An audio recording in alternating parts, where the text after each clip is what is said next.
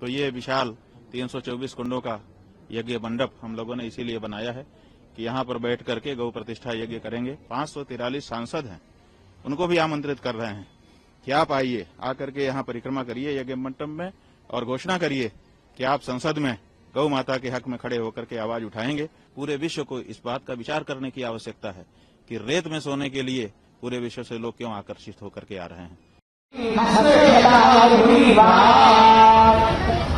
ये 324 कुंडी है, अमूमन 108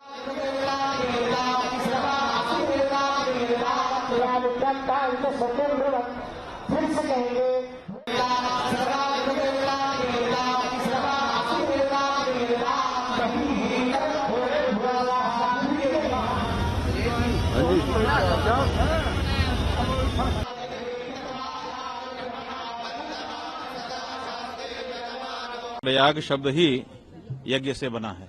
प्रकृष्ट यज्ञ जहां पर हों, विशिष्ट यज्ञ जहां पर हों, उसी जगह का नाम प्रयाग होता है।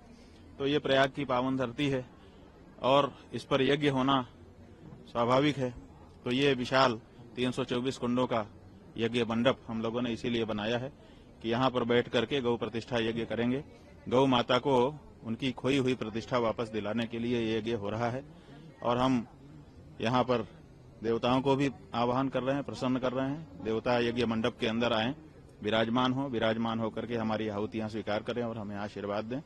और साथ ही साथ यज्ञ मंडप के बाहर जो परिक्रमा परिधि हमने बनाई है, उस परिक्रमा परिधि में हम आप सबके माध्यम से भारत के जो 543 सांसद हैं, उनको भी आमंत्रित कर रहे हैं कि आप आइए, आकर के यहाँ परिक्रमा करिए यज्ञ मंडप में और घोषणा करिए कि आप संसद में गौ माता के हक में खड़े होकर के आवाज उठाएंगे और गौ माता को राष्ट्रमाता बनाएंगे। महाराष्ट्र कब से इस यज्ञ की शुरुआत हो रही है? ये शुरुआत अभी पूजा करके कल प्रायश्चित आदि हो गए थे। आज जो पूर्वांग है वो सब संपन्न हुआ है। उसके बाद यज्ञ मंडप प्रवेश हो गया है। अब ब्राह्मणों की वर्णी का कार्य चल रहा है। कल अग्नि स्थापन होगा और यज्ञ आरंभ हो जाएगा। महाराष्ट्र कल आपने भी अमृत स्नान किया, कहीं न कहीं मकर संक्रांति का पावन पर्व था। अब जो 45 दिनों के पर्व की शुरुआत है वो हो चुकी है, तो इसको कितना अद्भुत माना जाए? अब तक करीबन 5 करोड़ लोगों ने स्नान कर लिया। देखिए, कितने करोड़ लोग स्नान करते हैं ये तो एक अलग विषय है। ये भी एक रुचि का विषय होता है और महत्ता निर्मित करता है, लेकिन ये पर्व बहुत अनूठा है और इसमें तो कोई वंचित नहीं रहना चाहिए। हम तो कहते हैं कि अगर 100 करोड़ से ज्यादा सनातन धर्मी हैं तो किसी न किसी रूप में उनको सबको स्नान मिलना चाहिए। कोई भी हमारा एक भी सनातन धर्मी इस महान अवसर से वंचित न रह जाए। इसलिए जो लोग आ रहे हैं वो आ रहे हैं, जो नहीं आ पा रहे हैं उनके लिए यहाँ से जल जा रहा है।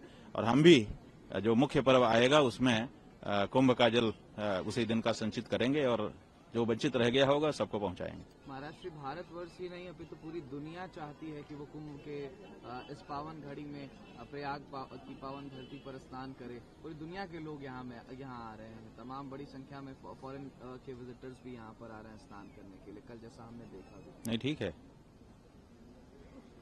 ये भारतीय संस्कृति का वैशिष्ट्य है। जो लोग ये सोचते हैं कि हम चमकदार मॉल बना देंगे, चमकदार सड़कें बना देंगे, उससे लोग आकर्षित होंगे, उनको पूरे विश्व को इस बात का विचार करने की आवश्यकता है कि रेत में सोने के लिए पूरे विश्व से लोग क्यों आकर्षित होकर के आ रहे हैं। इसका मतलब है कि भौतिक आनंद से बड़ा कोई आध्यात्मिक आनंद है और उसकी उपलब्धि भारत के पूर्वजों ने की थी और भारत में आज भी उसके बीज विद्यमान है। ये 324 कुंडी है, अमूमन 108